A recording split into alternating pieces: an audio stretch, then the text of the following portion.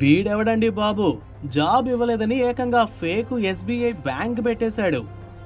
Bank ఉద్యోగుల పేరిట phone చేసి అకౌంట్ వివరాలు సేకరించి మోసాలు చేయడం చూసాం. ఫోన్కి వచ్చే లింకులు, మెసేజ్లను ఓపెన్ చేసి డబ్బులు పోగొట్టుకున్న వారిని చూసాం. ఫోన్ పే, గూగుల్ పే ద్వారా డబ్బులు కొట్టేసే కేటుగాళ్లను చూసాం.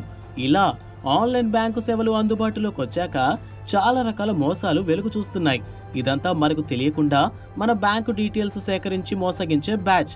కానీ మన కళ్ళ ముందే మన చేతులతోనే డబ్బులిచ్చేలా చేస్తూ ఘరానా మోసాలకు పాల్పడే బ్యాచ్లు తయారయ్యాయి.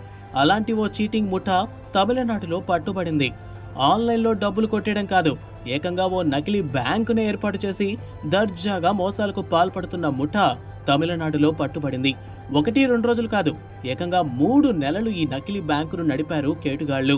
ఇలా నకిలీ బ్యాంకు పెట్టారంటే ఏదో చిన్నా చితక బ్యాంక్ అనుకునేరు. దేశంలోని అతిపెద్ద బ్యాంక్ అయిన స్టేట్ బ్యాంక్ ఆఫ్ ఇండియా అసలు బ్యాంకుకు ఏమాత్రం తీసుకోకుండా ఈ ఎస్బీఐ బ్రాంచ్ను ఏర్పాటు చేశారు. బ్యాంకింగ్ సేవలను కూడా అచ్చం బ్యాంకులో మాదిరిగానే నిర్వహించారు.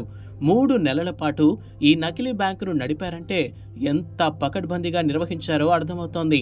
చాలా మంది ఈ ఫేక్ ఎస్బీఐలో అకౌంట్స్ ఓపెన్ చేశారు. మరికొందరు ఆర్థిక లావాదేవీలు జరిపారు. నిత్యం ఖాతాదారులతో ఈ ఫేక్ బ్రాంచ్ బిజీగా ఉండేది. కానీ చివరకు ఇది ఫేక్ బ్యాంక్ అని తెలిసి లావాదేవీలు జరిపిన వారు కంగు తిన్నారు. నకిలీ బ్యాంకును నడిపిన కేటుగాడు వీడే. తమిళనాడులో కడలూరు జిల్లా పండ్రుటి ప్రాంతంలో కమల్ బాబు నివాసం ఉండేవాడు. ఇతని తల్లి స్టేట్ బ్యాంక్ ఆఫ్ ఇండియాలో పనిచేసేది.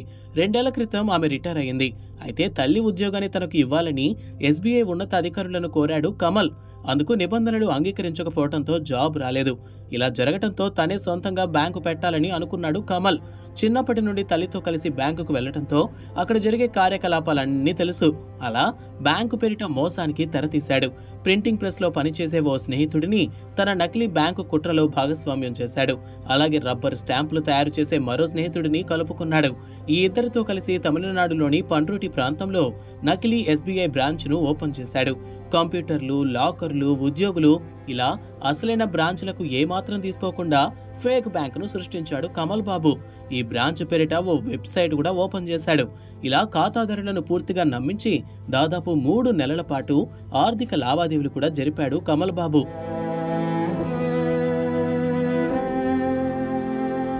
నకిలీ బ్యాంకు గుట్టు ఎలా బయటపడింది? అసలు బ్యాంకు మాదిరిగానే అన్ని ఏర్పాటు చేయడంతో ఖాతాదారులకు ఎలాంటి అనుమానం రాలేదు. ఎస్బీఐ ఉన్నతాధికారులు కానీ, స్థానిక పోలీసులు కానీ ఈ నకిలీ బ్యాంకును గుర్తించలేకపోయారు. కానీ ఓ కస్టమర్కు కమల్ బాబుతో పాటు బ్యాంకులో పనిచేసే వారి తీరుపై అనుమానం వచ్చింది. దీంతో అతను ఎస్బీఐ అధికారులకు ఫిర్యాదు చేయడంతో నకిలీ బ్యాంకు వ్యవహారం బయటపడింది.